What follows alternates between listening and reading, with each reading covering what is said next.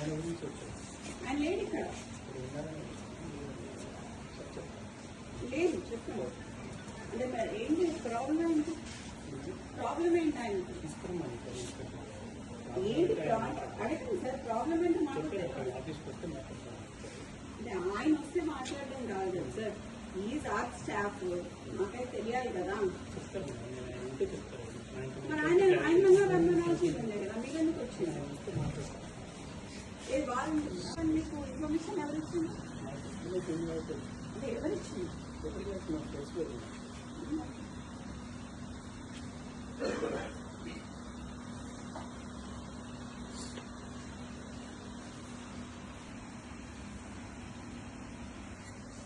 What is his drama?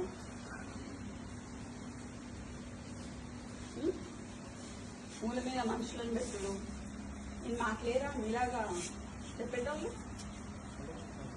Tata సుమోలల్లా take తీసేసి తిరుగుడు ఏంటి?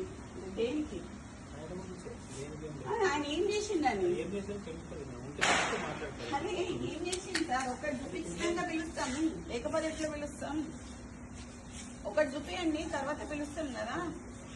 చూపియండి, చూపిస్తాం వీడియో. సో ఆర్ఎల్స్ నాకు ఆడియో అనిపించండి, ఒక వీడియో చూపించండి, ఏదైనా ఆయన మీద. ఇంతమంది పోలీసులు ఉన్నారు కదా సార్, ఇంతమంది అయితే ఉన్నారు కదా, చేయండి. మేమైతే చిన్నప్పటి నుంచి పోలీసు వాళ్ళతో లేకుండా అయితే లేం కదా సార్. వీళ్ళందరూ అయితే పోలీసు వాళ్ళే కదా, మీ వాళ్ళే కదా. మేము మాట్లాడియండి. మరి ఈడ పోలీసు వాళ్ళని పెట్టుకోండు, రాత్రి 2 గంటలకి వాని అపార్ట్మెంట్ పోలీసు వాళ్ళని పెట్టుడు, చేసింగ్లు చేసుడు, ఏంటిది? ఏడుంటున్నాం సార్? కాంగ్రెస్ గవర్నమెంట్ ఉంటున్నామా లేకపోతే వేరే గవర్నమెంట్ ఉంటున్నామా? ఎట్లా కనిపిస్తున్నాం సార్? చూసి వస్తాం.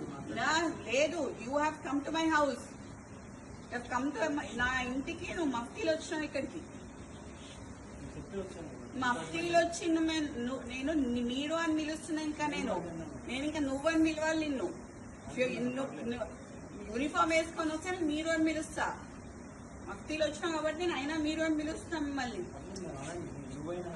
నాకు మీరు ఇట్లా మాట్లాడుతున్నారు కదా, నేను అట్లా మాట్లాడలేను సార్. ఈ మూల మీద మనుషులను పెట్టుడు, ఆ మూల మీద మనుషులను పెట్టుడు కరెక్ట్ కాదు. అది ఎందుకు పిలుస్తున్నారు అడగండి, నేను అప్పుడు పిలుస్తావా అని.